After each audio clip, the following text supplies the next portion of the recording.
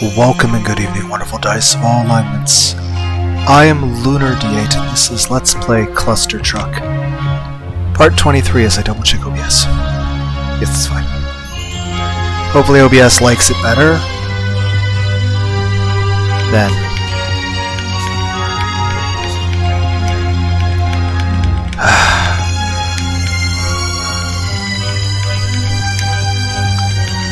We'll get there. Any day.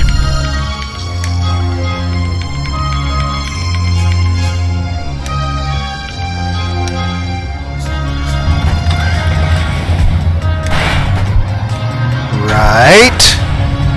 So fuck. I'm oh, this is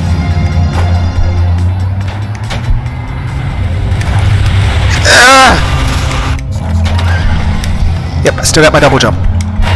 Okay. And fuck.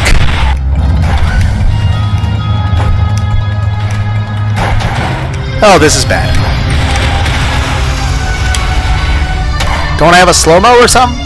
Ah, it's the right bumper. Wish I could rebind it, but I remember I can't rebind these things. I can't. But I'm using the right trigger to run.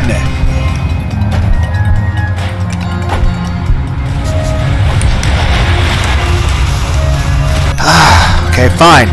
But I don't want to use my middle finger for the run button. It feels so weird. Are you kidding? How am I supposed to? And I've instinctively just gone back to it. Okay. There's no way I can.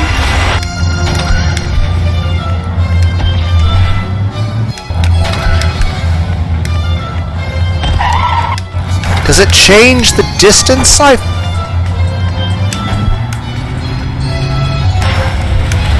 Oh, this is bad!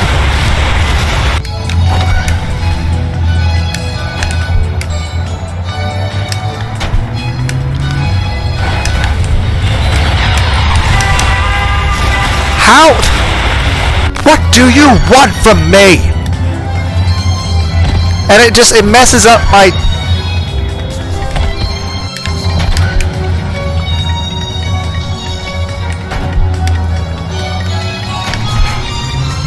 And as soon as I let... Okay. This is so weird!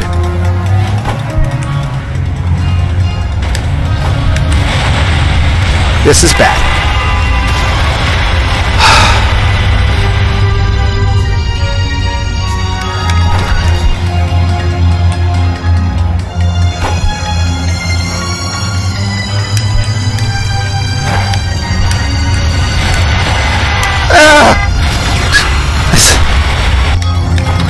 Is this even possible?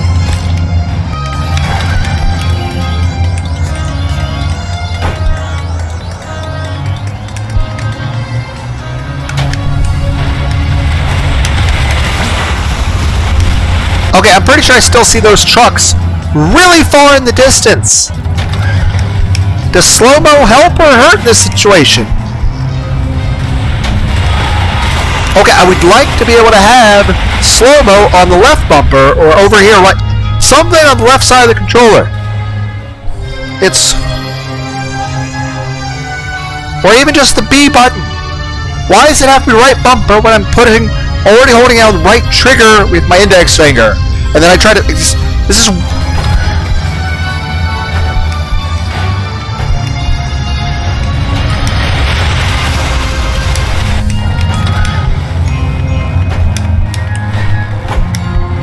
I refuse to watch somebody else do this. Okay, we're kind of making... If I had a triple jump, maybe...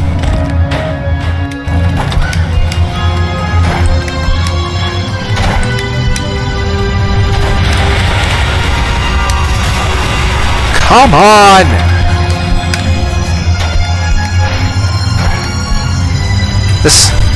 It shouldn't be mandatory to use the slow-mo. It's kind of like Like, I like the game Thumper, even though it's ridiculously fucking hard. The fact of the matter is this, I like the fact there is no slow-mo button. Because games like Nerve, or racing games, are like, oh, but we're going to require you to do slow motion in order to make a proper turn. No! Fuck that! I want to go top fucking speed at all fucking times for the rest of eternity! I should be able to go fucking Sonic the Hedgehog speed! It should be possible! Yes! I'm okay! Yes! Are you? I'm probably meant to. It's a little bit further. Fuck. Like, I'm okay with something have a high skill ceiling and a difficulty curve that's like a fucking sheer goddamn cliff. But you should not, like, Nerve. I like the soundtrack for Nerve. It's a very interesting concept. But the thing is this. Yes, there's probably people out there that can beat it without using the slow motion thing at all. And who can probably be boosting non-stop. Those people are fucking insane in terms of skill. However, the game itself strongly encourages the use of slow motion for even moderately skilled players. To even high-level skill players. Like, only the greatest of the greatest could actually beat Nerve without using the slow motion and do the boosts. But those are the people that have the fucking world records. I'm okay with having to retry a level multiple times. But don't tell me I'm required to hit a brake or use a slow motion button in order to do it. I want to go at top fucking speed. It's just, even if it's like, oh, but we encourage everyone to use the slow motion and you're meant to, and you're not actually meant to be able to beat it without the slow motion. Well, that's just terrible game design then. And it's not like I'm saying Nerve's a bad game. It's a good game. It's interesting. I'm just saying I dislike being forced to use a slow motion button or a focus button. I understand it's pretty cool. Granted, here's the thing. Hear me out. In an FPS game like the original Fear or something, it's pretty fucking fun to use a slow motion, to use like the shotgun or the nail gun on people. Though you can't really use slow motion in competitive multiplayer. No matter console, PC, whatever. You cannot use slow motion with multiplayer. You can maybe give one player increased speed and hope that they can handle that speed. But like in single player, like even in co-op, it'd be kind of weird. But in single player by yourself, FPS games, you can have some slow motion and it'd be fucking awesome. I mean, it's like the Fallout series. I forget what it's called, that tactical time dilation. No, that's Outer Worlds. But like, Fallout does that thing where you got a percentage chance of like crippling your opponent or hitting certain things. And that's interesting. I can't remember what it's called off the top of my head. But like, that's cool. And it's different, and it's honestly kind of its own unique thing that I think is actually specific, if not completely particularly unique, to the Fallout series. I don't know of any other game series at all, specifically FPS, that use that feature that Fallout does. And here's the thing, it is definitely different. But different good. It can be a lot of fun. But I can understand some people think it's amazing. Some people think it's horrible. Me, I just think it's a nice, different way to play an FPS. It's interesting. And of course, you can always choose not to use it. You can even, and heck, if you want to focus on it, there are certain builds where you can like really, power that up. And there's others where you can like power up stuff that has nothing to do with that and try to avoid it entirely. You can even just not level up whatever stat that influences it. Is that agility or dexterity? I don't remember. I don't know. It's an interesting idea, and it's cool to be like, I've played that myself in Fallout games. I thought it was a lot of fun. But here's the thing. I wouldn't want all FPS to be that way. Same way, slow-mo, like in Fear, the original Fear. It was pretty cool, especially with shotguns. Like, you just wait around a corner, and all of a sudden, slow-mo. Works in Outer Worlds pretty good that way too. And of course, you can choose not to use it. And that's the cool thing, because here's the thing. Whether it's Outer Worlds or Fallout or Fear, you can beat the game just fine without using the slow-mo or the tactical camera shit. But it adds a layer of fun. And don't get me wrong, it's interesting that it's a feature in some racing games or reflex-based games. But don't design it to where it's like, unless you're like the top 10 players in the world, that you can't beat the game without using it. Because I just want to drive Grand Theft Auto holding down the gas pedal all the way to the fucking ground, ramping off the sidewalk while shooting an Uzi out the side of the car while flipping it on fire. All things I would not want to do in real life because it would all be very uncomfortable. But in a video game, it's pretty awesome. Though I'm pretty sure my computer would never handle Grand Theft Auto. That being said, we've kind of had a weird mix of what my computer can or cannot handle. As my attempts at Crash Bandicoot, which here's the thing, if anyone actually wants to see me return to Crash Bandicoot, like, watch the Crash Bandicoot videos. Let me know what you think about that PowerPoint slide presentation. Especially the one that is my Shadow of War playthrough. Like, it's just, I feel like it might be painful for people to see. But at the same time, I'm like kind of considering when the Gollum game comes out, I'm like, think of the old school Nightmare on Elm Street movies, or the old claymation videos. Whether it's the Celebrity Deathmatch, or the Tales of Mark Twain, or I shouldn't be struggling to think of things. Or the old RoboCop movies from the 1980s. Or the very original Terminator movie. The kind of stop motion. Oh! Clash of the Gods. Not the one. No, Clash of Titans? Clash of Titans. The one, like, and not the newer one that was like in the 2000s. That was okay. But I'm talking about the one from like the 70s. Where there's a little robot owl. And everything's fucking CG. But it's better than most of the cheap CG you tend to get for anime sometimes, like, which kind of like, it's like, really? Especially stuff like X-Arm. Like, how did that even get made? It's like kind of painful, but it's hilarious. Heck, a very odd anime in terms of comedy is called Beat or Grill. But that's just, it's well done, it's just, it's silly. And it really skirts that edge, you know, right, like, it's barely not hentai. And its focus isn't the hentai stuff. And it's not hentai, it's just, it focuses on the adventures of Peter Grill and his guy saving the world. There's just lots of very sexy, almost naked women who are trying to have sex with him at all times. And by trying, I mean they're succeeding a lot. But they are very tasteful about how they handle it. It's very fan servicey, but it's also, they really skirt that line, but they do not go into the hentai category. And it's not what they're trying to focus on. Heck, it's kind of like Akira Toriyama in Dragon Ball Z.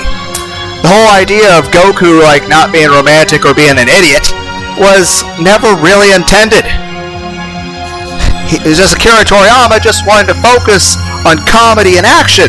He didn't want to write about romance. One, he didn't think that he was really qualified to write about romance. And two, he didn't want his story to be about it. He just wanted to focus on action comedy. Now, that being said, I think Akira Toriyama is selling himself short. I think that he could write a good romance story. But, here's the thing. That's not what he wanted. He just wanted to focus on the comedy and the action. Now, granted, the original Dragon Ball seemed like he wanted to focus a little bit more on comedy. And then when it came to Dragon Ball Z, they started to try to focus a little bit more action, and the comedy kind of fell a little bit to the wayside. But either way, even though the proportion of the ratios of it may have changed, you know, it was a focus of comedy and action. It's a martial arts manga that's supposed to make people laugh, but honestly, like, holy shit, the kicks ass, person's fucking jacked, person threw a really cool punch, it's awesome. I still strongly recommend the manga, Holy Land, and of course the light novel, Berserk of Gluttony, which I want to be an anime, and of course, check out the 1995 Slayers anime. I think they made like 6 seasons of that, originally based off a whole multitude of light novels off that, tons of fan fictions for that. And of course, there's Bubblegum Crisis Tokyo 2040. I'm not even sure what I'm talking about anymore. I'm very confused and lost. I need a giant fucking whiteboard here to keep track of everything I'm fucking saying because I don't know what we're talking about anymore. It's not even a joke. I don't know what I don't really know what the conversation is at this point. I got a little lost.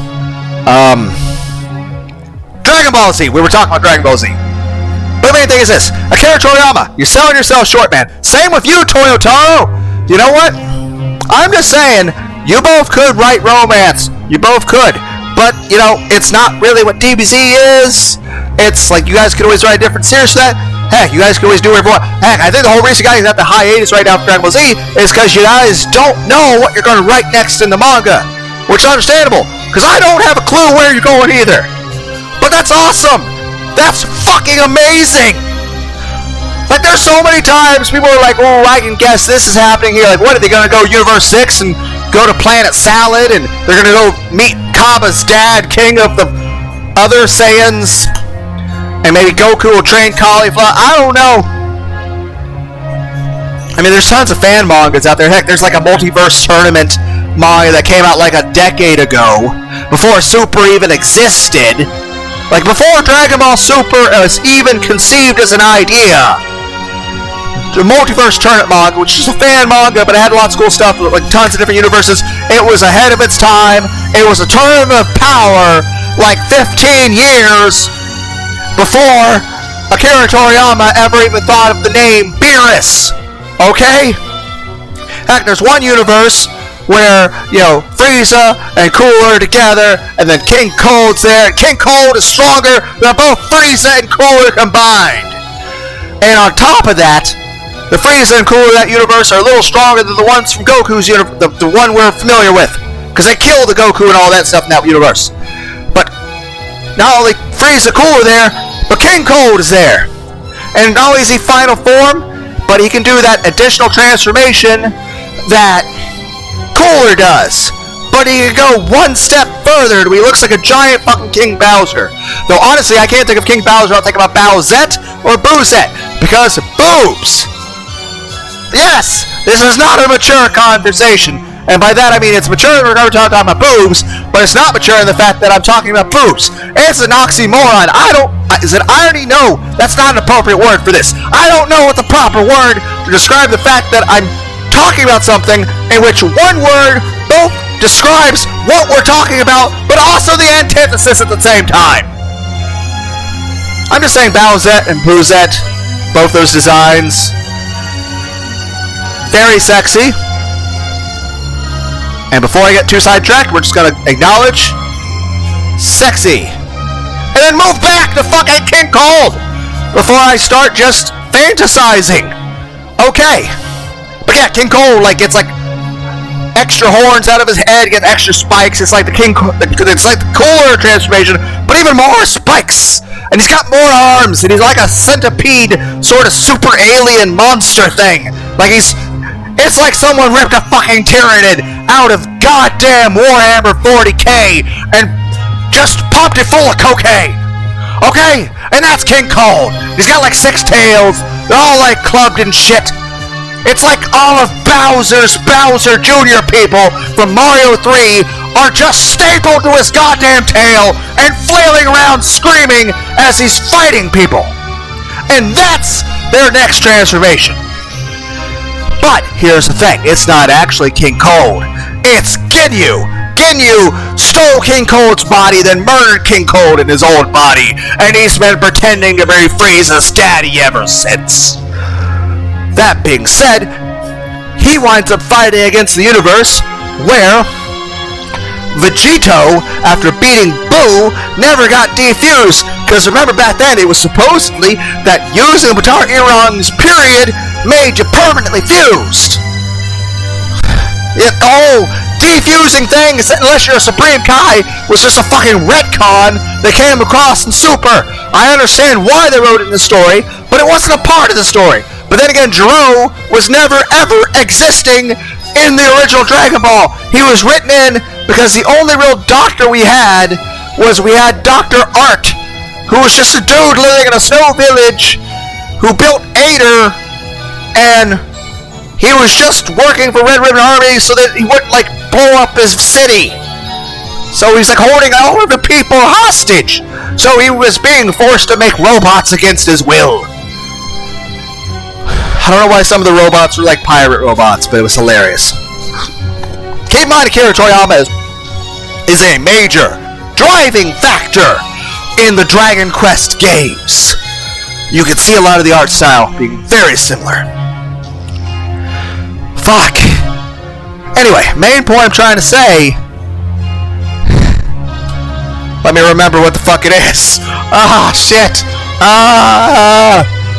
Fuck. What was I saying? I don't remember.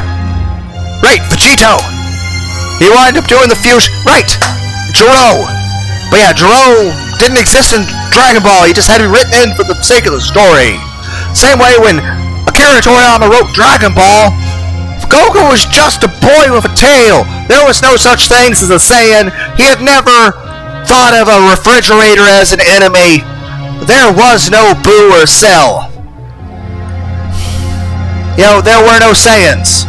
He had never thought of the name Raditz or Vegeta, even in his wildest dreams.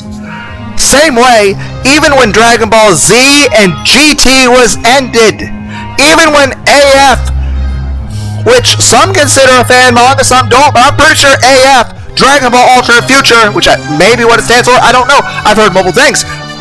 As far as I'm aware, that's made by Toyotaro, which is a main person who is the driving factor side by side with Akira Toriyama on the Dragon Ball Super manga. Heck, they're like partners in crime on the shit. It's just, as far as I'm aware, like, Akira Toriyama has like final, like, creative decision, but he sort of lets Toyotaro take more of the reins with the manga. Because, why the fuck wouldn't you? I mean, it's their fucking show, they can do what they want with it. And heck, if they weren't good at it, we wouldn't love everything they fucking write. I mean, if they weren't good at it, we wouldn't be so fucking enthralled with it. I'm just saying, I'm pretty sure Toyotaro was a major deriving... That's the wrong word for it. Just saying, Toyotaro was main person really into AF. And, of course, GT. Because when the GT anime was made, Akira Toriyama was like, hey, here's the ideas I got from sketches. But you do it, Toyotaro, because I'm retiring. And I'm pretty sure Akira Toriyama was like, I'm never going to write any Dragon Ball stuff ever again. But we fans were like, we want more! And he was kind enough to oblige. And we greatly appreciate it. Same way, I understand with the hiatus, I'd rather they take their time. Whether it's on making better art, or just understanding what they're going to go with the story, or how they're going to do it. I'd rather they not rush it. You know, if they feel they need more take time, it's kind of like Tite Kubo when he was doing the Bleach manga. When he did the last few chapters of the Bleach manga, the 1,000-Year Blood War, with Bach and all that, and the Stern Ridders, he had wanted to go another 4 fucking years, but the studio publishing for him was like, no, we need this to wrap up. You got a month. But he had all these plans for extra stuff. And it's kind of like Full Metal Alchemist. You had Full Metal Alchemist, Full Alchemist Brotherhood. Because what happens, you were making an anime alongside a manga, and the anime just got way too far ahead of the manga and wanted to finish the story. And then the manga took like an extra decade and a half longer to finish. And by the time the manga was finished, people were like, holy shit, the finished story with this is so completely different from what the anime was. So then they made that manga to an anime, and we have 2 different animes with just about the same name, with lots of similar characters, but the story and the character development is radically different, and both are awesome, and I think just complement each other. But it's like, take Super Saiyan 4. Originally, Super Saiyan 4 was going to be what Super Saiyan 4 is in GT, but everything's gold! And heck, technically Golden Frieza existed back in the year 2000. Because in the original Dragon Ball Z Budokai, there was a mission where Frieza beat everybody. He turned Super Saiyan. It didn't call it Super, it just went gold and shit. There was also a mission for Yamcha to fight Super Saiyan Vegeta after the Buu arc. There was also a glitch, which I'm pretty sure if it ever gets remastered or re-released, they're going to edit and, patch this glitch out. But I thought it was amazing. Because here's the thing. You could glitch your Kamehameha wave past any block that ever happened. So what you would have is you would set the AI to the highest difficulty so that they would auto-block everything, which would normally make it impossible to win. But here's the thing. You would glitch it. So what they do is when they block it, you get the Kamehameha wave, and right as it fucking connects to their block, you pause it. And what happens, it was a glitch out, and you'd see an inverted Kamehameha wave over top of it. If you did it wrong, it looked blurry. If you did it right, it looked like it was something that was meant to be a fucking feature. But I think it was just something they drew into the animations to make just the explosion and the impact really pop and feel like it had more impact. And it's kind of like in some games, like, you want the guns to actually sound like, there are some games where, like, the punching effect is more intense than the gunshot, and you're like, that's just, you want the person to feel rewarded for what they do in the game. That's the whole point of that animation. But I found that if you fucking pause the game during that single frame of fucking animation, it glitched it past the block, ignored the computer's block, and you got a free win! Now, most of the time I played on just easy difficulty. It was like you'd rather earn a win. But I'm just saying, it's kind of hilarious and really a good way to farm money in that game. But I'm just saying this: Toyotaro did GT, and he did AF. AF would be interesting. I want Super to eventually lead into the end of Z. Like those last couple episodes of Z. I want it to lead. So I want Cooler to come around. And I want Goku, Vegeta, and Gohan to just beat the fucking shit out of Frieza and Cooler and all that. I'd be okay with Beast Gohan with Kaioken killing Frieza. I'd also be cool with, like, you know, like Krillin, when Frieza killed Krillin, that Goku transformed, you know, into the Super Saiyan. What if Goku achieves his strongest transformation in all of Dragon Ball Super when Frieza brutally beats the shit out of Yamcha? But I want Yamcha to put up one hell of a fight. I want Yamcha to be fighting so hard that even Yujiro Hanma's, like, feeling bad for him in terms of how much damage he's taking. But I also want, like, Yujiro, like for the characters how to, like, very... I'm trying to think of what else other than Baki the Grappler would be a good...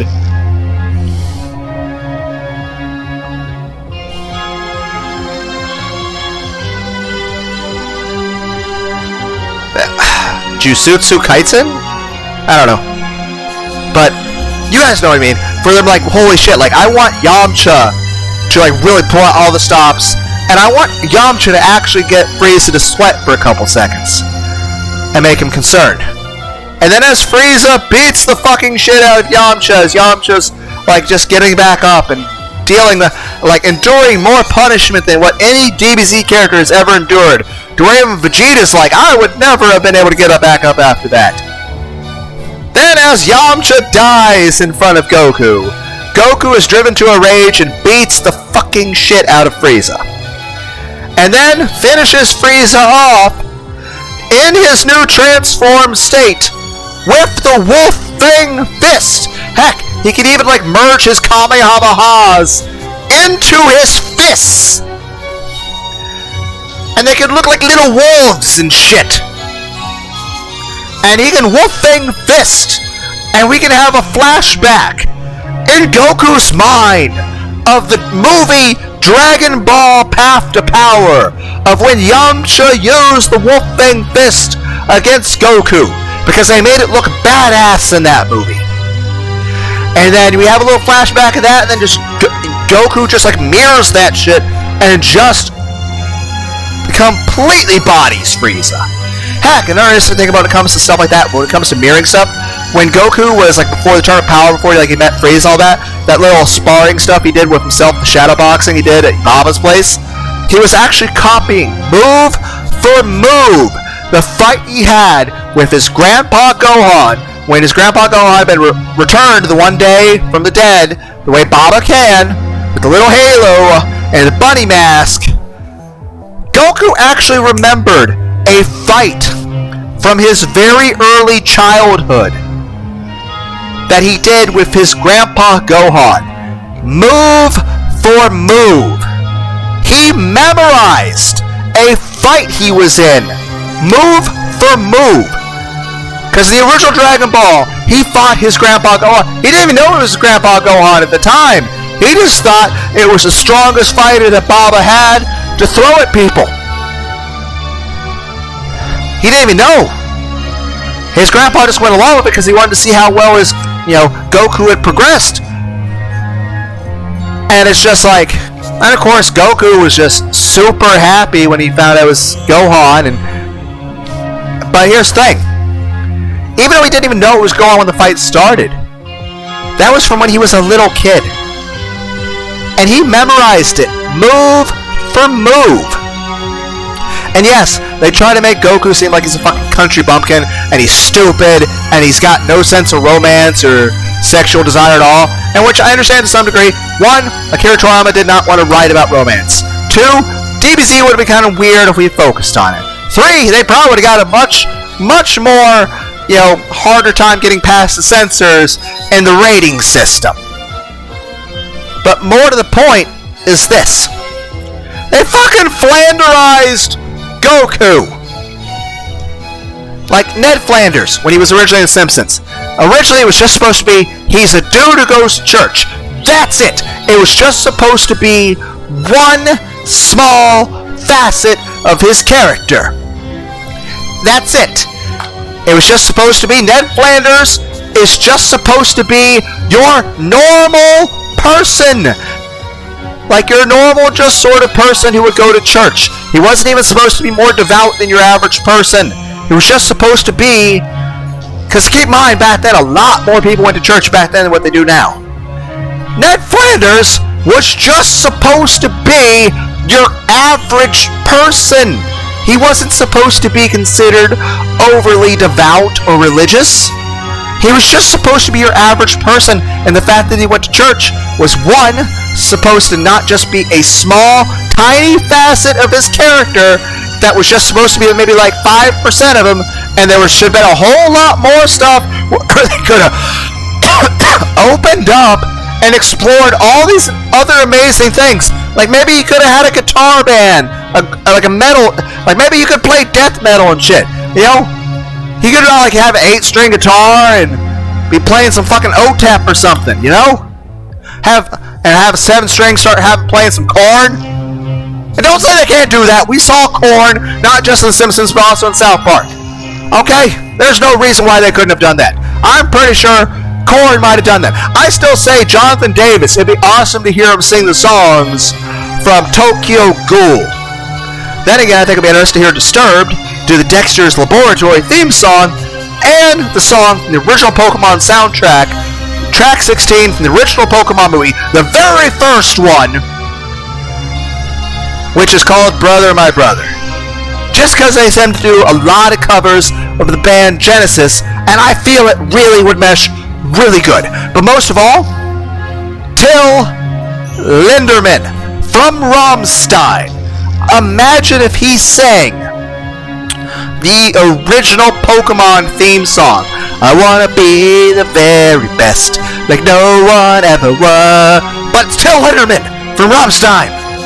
Bonus points if they do it live, and some people are dressed as like Flake could be dressed as Pikachu. I don't know if we would have Till Lindemann as Ash Ketchum, but more than likely he would dress up as Charizard because the man loves to play with fire. Hopefully he doesn't hurt himself. He just all the pyrotechnics and stuff. Then again, Rammstein has some fucking amazing pyrotechnics. One day I'll go see them live. Maybe. Probably won't get the chance, but still. You guys get the point. It's a cool band. Out of breath. But... oh, by the way, what if Rammstein did Linkin Park covers? I don't know who they'd have to talk to. Like, to be... I mean, obviously they've done cover other stuff, but I'm just saying, what if Till Lindemann sang the songs? And of course, he could do it in German or English. But me personally, being a native English speaker, I would be kind of interested. Like, I feel like it'd be nice if they covered like a few Linkin Park songs and sang some in German and some in English, you know? But it just, imagine Till Lindemann singing a song from Linkin Park. I don't know, I think it'd be kind of cool. Or heck, what about the... Nah, that'd be silly. I was thinking about what if he did the dances from the Psy Korean pop star guy.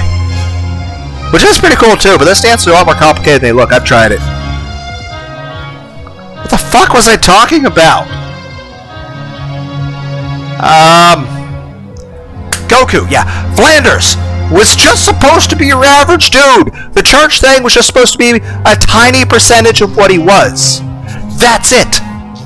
Instead, they just kept adding to that one facet without expanding on him, and then they made Flanders completely one-dimensional, and they just dialed everything about that church aspect to such a ludicrous degree.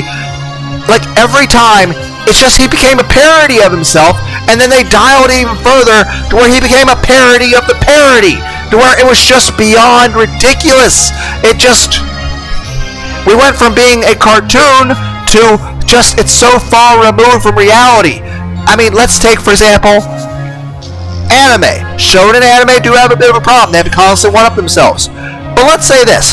Baki the Grappler was at least kind of realistic at the first. So, granted, there's some stuff that, you know, doesn't make fucking sense. Like, there is no optic nerve in your fucking neck.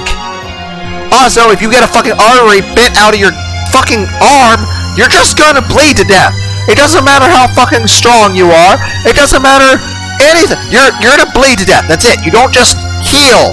The human body doesn't work that way. But at least it was kinda close to realistic. I mean, let's go over the different sagas. I mean, you had the very first saga where Yabaki's a kid. Okay, he fights some gangsters and the mafia and Yakuza and an ape in the middle of the woods, and a military dude. Okay, and then his dad. Okay. Then, we move on to he's doing a little bit of a tournament, he's fighting people like Shinogi Kosho and Korea Kosho. At which point he's just, okay, martial artist, it makes sense. We're doing a few things, we're kind of bending some rules of physics and biology, but it's cool, so it's acceptable because it's awesome, and it's enjoyable to watch. But, here's the thing. After that, we go to a tournament where, like, people are just fighting through solid wood and coconuts, or continuing to fight with broken legs. I mean, it's just like we keep going further and further. And then it's like, you get to the escaped convicts, where there's people that are climbing missile silos with their fingertips, or escaping a submarine miles under the ocean, or flipping cars, or eating explosives, or the amount of blood loss these people are losing. I mean, it's just like, and honestly, like, yes, the amount of muscle on Biscuit Olive is fucking incredible, but honestly, I feel if a real person had that much on them, it would, like, I feel like their kidneys and everything would cease to function. Like, there were real-life bodybuilders who had such a low body fat that when they died, you know, the coroners are like, yeah, this person's liver is fucking dust. Granted, most bodybuilders would probably be a lot healthier than me, because I'm fat and out of shape, despite the fact that I do lift weights and try to get stronger. But main thing is, I'm not athletic, but at least trying to be. But I'm just saying, like, those people that, like, have 2% body fat, like, that's, and even then, if you ever get the chance, talk to one of those people. As long as they're honest with you about stuff, I mean, they'll probably mention, like, one, either what it takes to get to that point, or how it feels for them. Because here's the thing. Your brain is supposed to regulate the chemicals that tell you if you're hungry, or satiated, or what about blood pressure, Or blood sugar levels. I mean, what's to stop you from eating too much to become diabetic, or overloading your kidneys? Or if people use illegal substances to push themselves further? Or if people are just eating a massive amount of calories? Like, there are some people out there, like, take Dwayne "The Rock" Johnson. Absolutely incredible physique. But he's gone on record mentioning he has a very strict diet, where he actually has alarm clocks, like people use for waking up out of bed. And the alarm clock will go off, and he'll go to his fridge and just instantly get like a thing of chicken and rice and broccoli and stuff. Like he is extremely particular of exactly what, how much, and when, and everything he puts in his body. I don't think 99.99% of the human race, not only I don't think anybody would have the amount of discipline that Dwayne "The Rock" Johnson has when it comes to that. To be that fucking strict with what you eat. I mean, it's said that if he goes to even a really fancy restaurant, he'll bring his own food and have them heat it up. Granted, I'm sure he has his own little cheat days, and I've seen the stuff where he eats a giant tower of fucking pancakes and stuff. But it's just, one, the sheer amount of calories that man has to ingest just to keep the body, to maintain the muscle he has. Not to mention, I'm not sure how many times, not just from when he was wrestling, but just in the process of pushing yourself to work out. Because here's the thing, like I say everyone out there, you should try to be as healthy as you can, because it would make you feel better, because you won't have chest pains and a heart attack and stuff. But at the same time, talk to a trainer, talk to doctors, because, I want everyone to be happy and healthy. I want you guys to live long lives. It's just, at the same time, be responsible. I don't want you overdoing it in the gym. You have any idea how many times people in the gym try to ego lift and lift stuff too long, and they just tear their fucking bicep, or their chest rips out of place, where they have to actually have surgery and have fucking metal hooks, stitching themselves back together. And then there's people that outright break bones or bend their fucking knees the wrong way, because they either try to lift way too much, or they lift at an angle that the human body's not meant to do, and it just sort of folds and crumples. And it's that looks so incredibly painful. But, there are some people who do it. But again, there's a price for that shit. Because even the people that are extremely dedicated, who are incredibly genetically gifted, and the people who are so talented and obsessed with their craft, and love it to the point that they are beyond the experts. They're not even expert. They're expert plus plus plus plus. Take martial arts. Jackie Chan is fucking awesome. But here's the thing. The man has had so many injuries. Piece of his fucking skull's missing. He's broken just about every bone in his body. The man probably has to take some amount of painkillers to not be in miserable agony from it. There's several times he's a man who does his own stunts, but there were some times, the directors had to tell him no on certain things, because they were worried it was going to kill him. And some of the stuff that they still let him do, there were several times they thought Jackie Chan had died. Hell, there's one interview where he does a thing with the fan. Those giant Chinese fans, which some of those are antiques. Some of them are fucking expensive as hell. They look beautiful, but oh my god, they're probably fragile. I don't know. I'm guessing, but it's the way it looks. All I know is they're expensive and they look cool. And they work so good for the fight choreography that Jackie Chan does. It's awesome. He's gifted and amazing at what he does. But here's the thing. He did this one take, did a fan thing, threw it. He's like, and it looked awesome. And he's like, you think Jackie Chan good? Jackie Chan not good. That took 180 take. And he's driving the whole point, hey, it doesn't matter really how talented you are. You have to put in the work. You have to practice. And no matter what, even if you are naturally gifted, it's gonna take dedication. And if there's anything Jackie Chan has, it's fucking dedication. Cause holy shit, the man is fucking awesome. So out of breath. Or take Tony Hawk, the skater, skateboard and stuff, and he's good at that. But how many times has he broken bones or lost teeth?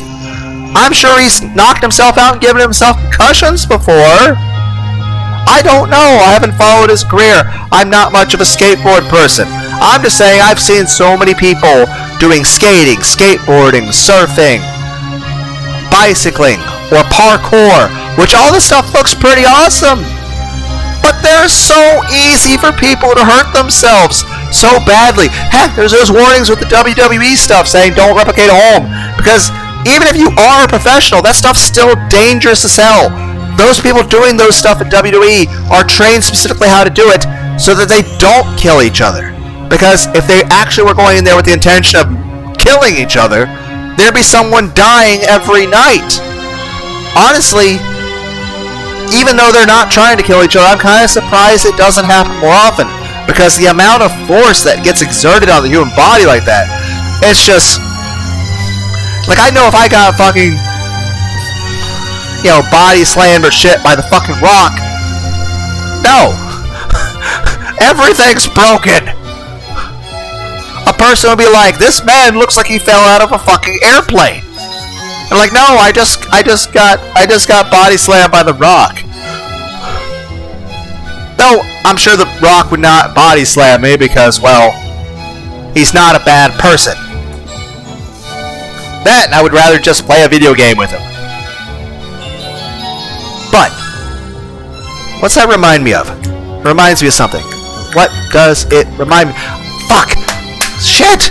What? It reminded me of something, but I can't remember what it is. Fuck! Shit! Fuck! And I can't ask you guys to remind me what it was, because one, this isn't real time. This is gonna be a video. And two, I haven't actually said the thing that it reminded me of. Trying really hard to remember. Trying really, really hard. Fuck. Shit! There's something popped in my head. I'm like, I want to mention that. And then it's like, I just, boop, gone. It's like, fuck! Why is it that if I think of something and I don't say it immediately, I just sort of my mind just moves on to something else, or 12 other things? Like, I can't. What the fuck was I going to say? I don't remember. Shit! That's gonna bother me. Anyway, they Flanderized, Ned Flanders, and they just kept he became one-dimensional. Same with Goku. They dialed up the whole thing, he's dumb, and he's not romantic or any of that stuff. It's not that he's not romantic, they just didn't want to focus on it. Ideally, Goku was supposed to be just as romantic and sexually interested and stuff as everybody else. It's just, we just don't pay attention to that. It's like sitcoms. You assume there's sex happening, but we don't show it. Because, one, it would kind of screw up the rating system, and two, it's not what the show is about. Same way, it's just at that point, just kind of assume that Goku is, when it comes to thinking about that stuff, would be just the same as, say, Yamcha or Krillin or anybody like that. But because they chose not to focus on it for the sake of storytelling, everyone just assumes that he just doesn't have it, and then eventually it just starts getting played into even by the creators of Dragon Ball Z for laughs. I mean, another example of that is the Gozar becoming a bad influence on himself. What I mean by that is this. Back when Team 4-Star first started doing all their abridged stuff, which is a group of people absolutely amazing. I really like Lana Bator's Yu Yu Hakusho abridged. Heck, I still wanted to hear Masako X to do his SSJ3 Goku script. Then again, I still think Hayden Christensen would be an absolutely phenomenal Majin Vegeta. Anyway, getting distracted. I'm gonna try and stay on topic. Fuck, what was the topic? Son of a bitch! Give me a moment. Gozar. Yeah, around the time Team 4-Star started, there was a guy by the name of Gozar. He was one dude, all by himself. He had no help, and if he had help, I don't remember them. And I'm sorry, and I apologize. But at this point, I think we've established that I don't remember. you have an issue with this, go talk to Gozar. Which, I don't even know if he's still alive. Hopefully he's alive. He seemed like he was pretty young. So, this is getting dark. Okay, that's not the point. The main point is that when Team 4-Star was starting, Gozar was also doing Dragon Ball Z Abridged. He was doing a Dragon Ball Z alternate reality. And, here's the thing. He was one dude. So as far as I know, it was one guy doing all the voices for everything. And here's the thing, he didn't start at just the beginning of the series. He was constantly jumping around from every saga and movie, sometimes matching stuff up that had no business being together. And a lot of times he would do his own little crayon drawings and insert them into the fucking show as part of the animation. He was much less professional and much more erratic and chaotic than Team 4-Star, but I enjoyed his style just as much. But the same way Team 4-Star would sort of just make fun of, say, Raditz and Krillin and stuff, in Dragon Ball Z Alternate Reality, Gozar would make fun of Gohan. So much so that he started noticing that he was becoming a bad influence on himself. That he would just start watching DBZ on his own for casual fun enjoyment, and he would start talking shit about Gohan. Even though he would have to stop himself. And he's like, oh my god. Because here's the thing. He was like, hey guys, in reality, I like Gohan. Gohan's amazing. But since he kept making Gohan the butt of jokes in his own show, he started viewing Gohan differently, even though he still liked Gohan. And he's like, oh shit, I'm becoming a bad influence on myself. So that's kind of hilarious of Gozar. But yeah, hopefully he's not dead. So, that'd be sad. But yeah, Goku, they flanderized him. They made him a one-dimensional character. They made it like, oh, that's all there is to him. He's dumb and unromantic. Like, no, it's not that he's unromantic, it's just that Akira Toriyama would have they would have massacred him. They would have fucking massacred Akira Toriyama if he had tried to have fucking outright sex scenes or made Goku more romantic. The censorship and all that stuff would have tore him apart even back then. And of course nowadays that stuff's a little bit more, I don't even know what to say anymore. Like, honest, if you want a good opinion on that stuff, there's a Rev Says Desu channel or Nuxtaku. They would know a good way to describe modern anime. They're really good at it. I watch their stuff. Heck, Nux has got that anime flex videos. Fucking awesome. Plus he does all this stuff with the VTubers. And of course, Rev is constantly covering any sort of... What's the... contemporary? I think contemporary is the word for things existing in modern day-to-day time. I don't know. I'm just saying Rev Says Desu, and Kyo, which Kyo is a KHYO. He's a bunny VTuber. He also tends to do the same thing. So they're both kind of interesting with that. I don't know. They're just really good at covering, like, up-to-date stuff. So if there's something going on with YouTube or something, the Rev's more focused on anime or Twitter and stuff. I don't know. How long's Twitter even been around? I don't know. We can look it up. No, I don't fucking feel like it. I don't care that much. But yeah, like, they wrote Goku as a one-dimensional character. Like, they wrote him as non-romantic and said, oh yeah, he doesn't think about the... Nick, no! I say, ideally, now granted, of course, Akira Toriyama and all them can do whatever the fuck they want with the character. It's their character. They can do whatever they want. But it's... You know, he is... You know, I feel like him and Chi-Chi should be more, you know, romantic. It just doesn't have to be shown. But no, they've just made it like, oh, because he never showed it, it means Goku doesn't care about his wife and he's not romantic. Now, I would dare say Goku should be just as romantic or sexual as, say, Yamcha or Krillin would want to be in that situation. It's just, you don't show that because, one, the censors, TV ratings, plus it would kind of mess with the pacing of the storytelling, and even then, It's not what the focus of the show is supposed to be about. It's supposed to be about action and fighting. People want to see the fighting scenes and people screaming for 20 minutes. That's what people came to see. It's not the other stuff's bad, it's like I like chocolate. And I like spicy foods. But I would never want them together because that would be gross and disgusting. Granted, some people do like that. And there might be good ways to mix certain flavors together. But I'm just saying, this is getting dirty. Because at that point we're just going, I like to stick things in my mouth that taste good to me. That just sounds fucking dirty. Or delicious. Depends on your point of view, I guess. And that's what I'm trying to say about the whole romance thing with Dragon Ball Z. It's point of view. It's just a lot of stuff, it was never meant to be written that way. So it was never meant to be, seen as Goku's not romantic.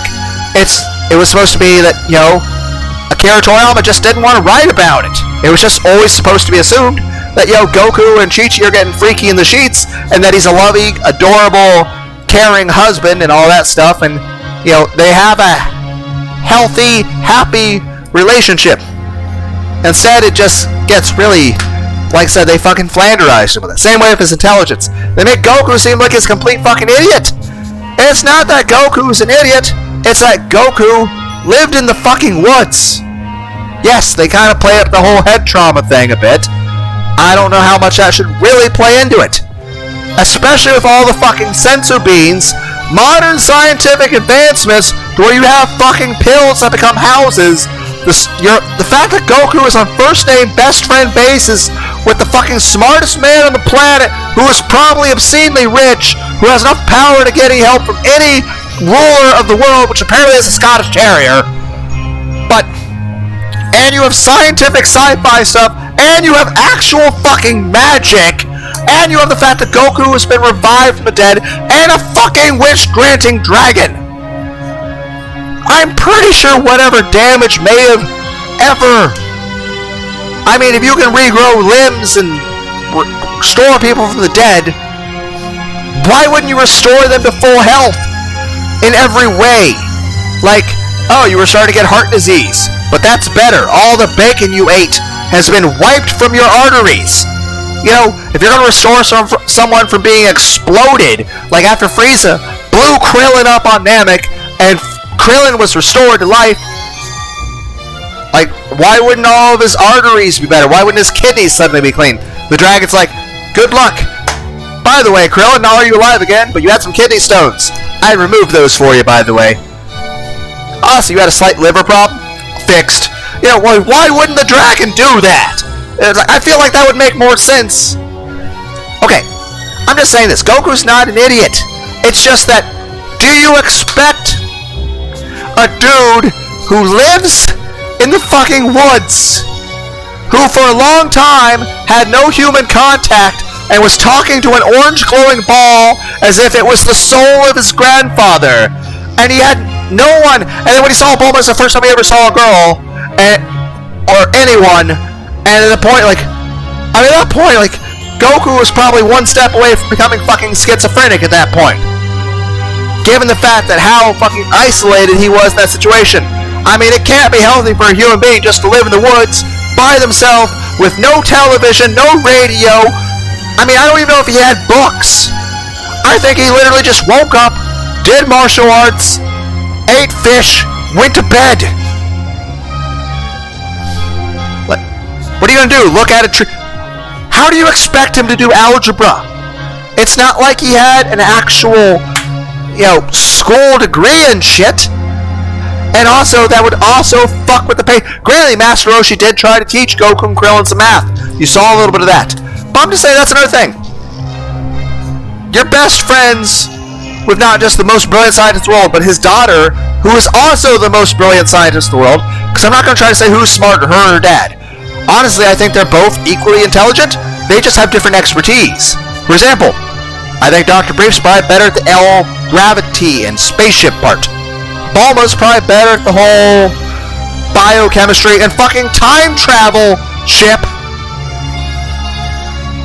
It's just everyone's got different expertise. That's why you have different like doctors who are experts in certain things. It's not that one doctor's really smarter than the other. It's just that, there's some things in the human body that are super complicated and take a lot of time and focus to really learn more about, and you can't focus on everything at the same time. That would just be very like there could be people that have a general knowledge of stuff, but in order to be an expert, you have to basically really focus on that one thing. I'm just saying, with all this stuff available, Goku could have actually went to a proper school himself. Heck, when he married Chi-Chi, like when Gohan was a baby, who's to say Goku couldn't have got his, diploma and actually went to a proper school? Or what if he went over to Dr. Briefs and had the idea for the gravity chamber and was doing that shit even before Raditz came by? Heck, what if he asked Bulma to tutor him? Hell, what if he wound up marrying Bulma instead of Chi-Chi, and let's say Chi-Chi married Krillin or somebody? And we can say Yamcha married someone. I don't know. I don't care that much. I started that sentence and I just lost interest. Just saying. What if Goku just married Bulma? Bulma would probably try to do a little bit of training. I mean, there's no reason why she couldn't get a little stronger. I mean, heck, Krillin, Tien, and Yamcha are humans. So who's to say Bulma couldn't be a stronger fighter as well? Same way, if Bulma and Goku are married, who's to say Bulma couldn't be tutoring Goku and teaching Goku algebra and science and stuff? I think that would just be very, not just romantic, but it would just be adorable and just so fucking endearing and cute. Imagine that, a study date where Goku and Bulma are married, and they're just having a little study date, drink some hot cocoa, and Bulma's helping Goku figure out how to do math and science stuff. And granted, he might struggle a little bit, but one, he's not stupid. He just didn't have much exposure to it. How would he know algebra when he's, living on a tree? Huh? But I'm just saying, if he had the exposure to the algebra, Goku would be able to learn it at least as good as the average person. On top of that, you'd figure you'd have Bulma, one of the most beautiful women in the world, one of the most smartest people in probably the whole fucking universe, who probably is very loving and patient with him. I mean, I think it would work out. Okay. I don't remember the original conversation. I think I said I want Dragon Ball Super to eventually lead into where everything ties in to the original ending of Dragon Ball Z to where we go to GT. The reason I want that is because I want that nice little neat tie-in to Z and GT, so that the rest of Z and GT can still be canon, and because I want Dragon Ball AF to be animated. Also, I think Demigra from Dragon Ball Xenoverse should be in Dragon Ball FighterZ.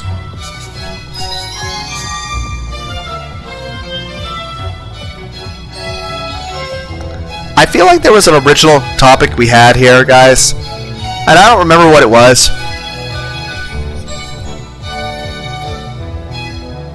Because I paused the game. I think it was Fallout. Yeah, games. I understand a slow motion mechanic in a game. I do. I understand it completely, but I'm just saying it's not very fun. I don't want to. It makes my boner very sad if I'm playing a game and I'm going very fast, and then all of a sudden you tell me I have to slow down. I just want to go top speed at all times, and then maybe just get better at reflexes and luck to the point that I can beat it at top speed. I don't want to be like, oh, it's too hard to beat at top speed, so I'll use the slow motion. Because I feel like some games actually design it to where you are required to use the slow motion at certain points, in order to be capable of beating it, where it may not even be possible for the best person in the world, for even the greatest world record holder of the game, to be able to do it without the slow motion. And it's such a fucking buzzkill. I mean, I understand where it comes from in terms of game design. I do. I really get it. But it's just, I don't like it. I mean, and granted, yes, it can be implemented cool in some games, and sometimes it can increase the amount of fun you have. It's just like if you play a game like how Thumper, like especially my original playthrough of Thumper, like it was so hard. There were times where I couldn't even see what's happening. Like I had to die repeatedly just so I know when I died, and I would see what happened after I died, and then I'd play it again. And even though I knew what was coming, I couldn't actually see it. But I just had to sort of remember, okay, there's going to be a turn to the left up here that I can't see. So I just need to time it for 2.3 seconds, and then tap to the left for half a second, and then jump. Knowing that I'm not going to be able to see any of it.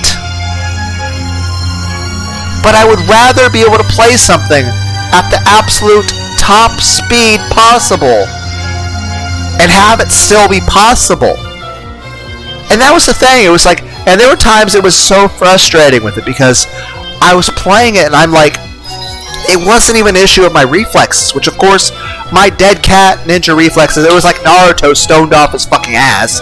Which, here's the thing, I don't advocate anything, but I'm not against it. I'm just saying, you know, don't really care. I'm just saying, never smoked anything. So, yeah. Just praying for the best, because I have an addictive personality. I'll never be able to get ice cold Pepsi. I'm just saying, like, I don't have the greatest reflexes. I'm not exactly skillful. I don't have good luck. My memory's kind of all over the place, and I'm easily distracted. So, all things not lending themselves to a successful Thumper playthrough of the fast-paced rhythm horror violence game with such a high-ass fucking skill ceiling. But here's the thing. I beat the fucking game. It took some time, and it was very frustrating. I yelled at it a lot, but I eventually beat it. And I was happy that I beat it. And it was still fun. And it was just amazing that I was able to do that. Because there were so many times while playing it, I'm like, I'm not going to get any further. I'm not going to beat this. And to the point that I'm like, yeah, there's no chance. I have no chance. There's a 0% chance of me doing this. And then when you prove yourself wrong, when you think that you can't do something, and then you prove yourself wrong and you do it, that's a good feeling. And I don't think the word pride really counts for it. Maybe like imaginary Vegeta could pop up here and fill me in. But I'm just saying. Just saying. Fuck. That's such a corny pun. Team 4 Stars like, but we said it first. I know! I watched all your videos. They were hilarious. But, just saying. It's just, you couldn't slow down at all. Granted, you slowed down moderately if you fucked up a certain button press, but that wasn't like a slow motion feature. It's just, you couldn't hardly see what was happening. I wasn't even sure what the fuck was happening half the time. But, it was fun. Same way, Splasher was a rage game. I had fun with that. Super Meat Boy, I had fun with that. Jubilee, very interesting platformer. I cussed so much on that. Though honestly, if I had to recommend anything, though, maybe you guys, I did a blind Let's Play of Resident Evil 7 and Resident Evil 8. Though, probably watch Resident Evil 7 first. But,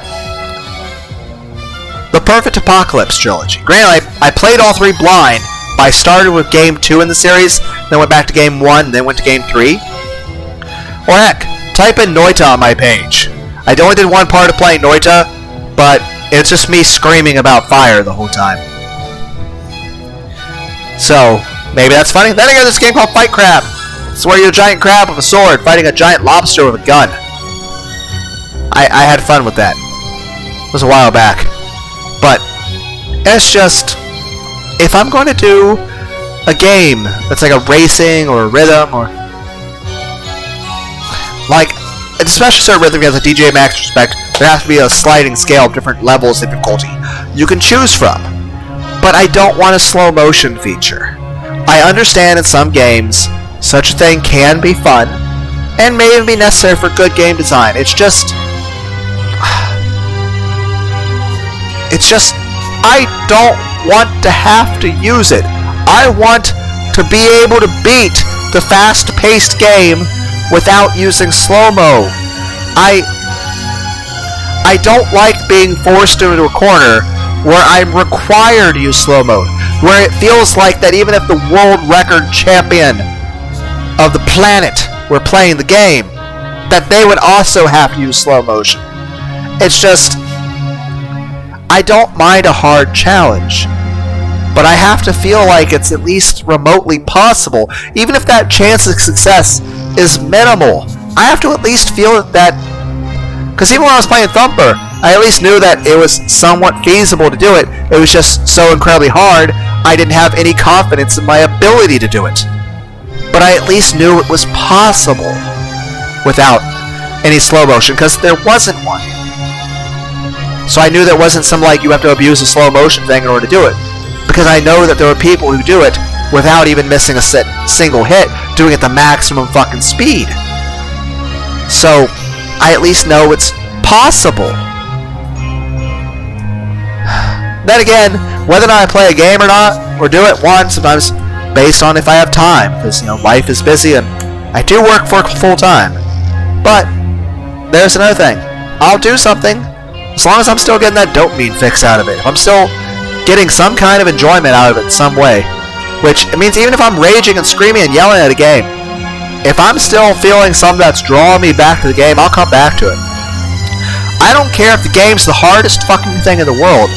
If I'm still like getting some kind of rush out of it, even if I'm cussing my head off at it, I'll come back to it.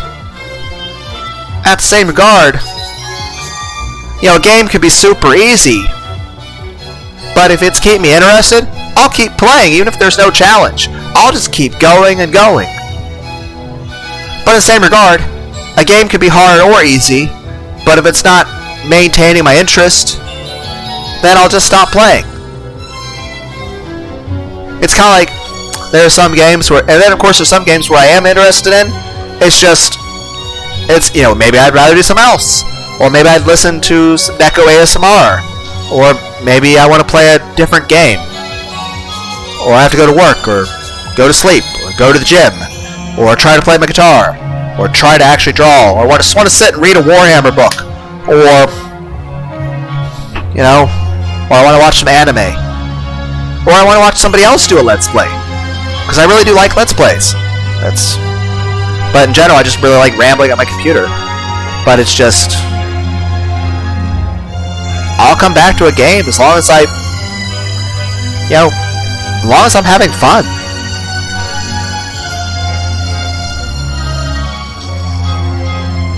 Just gonna end the video. This has gone on a while. I kind of got distracted. So maybe I'll come back to trying to actually play this game at some point. I don't know. Bye, guys.